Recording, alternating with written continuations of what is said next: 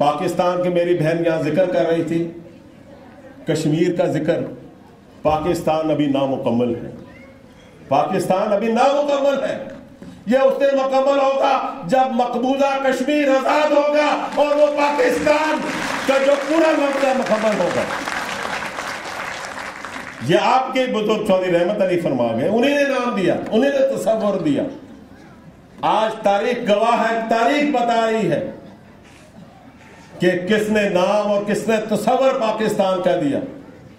یہاں گورسی صاحب بیٹھے ہیں، یہاں کھلے عام علامہ اقبال صاحب ہم کی قدر کرتے ہیں. وہ قائد اعظم علامہ اقبال، کیا ان کی خدمات کسی قیمت میں بھی وہ اول کی ان کی خدمات ہیں. لیکن حقیقت یہ ہے کہ قائد اعظم کی سوچ سے بھی پہلے علامہ اقبال صاحب کی، قائد اعظم علامہ اقبال کی سوچ سے بھی پہلے، قائد اعظم نہیں میں کہہ رہا، علامہ اقبال صاحب کی بھی سوچ سے بہت پہلے یہ چودھری رحمت علی تھے جس کی سوچ تھی آزاد ملک مسلمانوں کے لیے بنے. یہ تاریخ کو مسخ کر دیا ہے.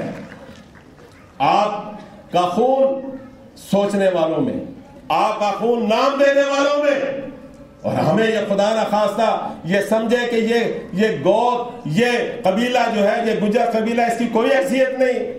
اس کی صرف ایک وجہ ہے، ہم مختلف جماعتوں میں ہیں، ہم مختلف شہروں اور علاقوں میں ہیں، لیکن ہمارے میں آپس میں اتفاق نہیں.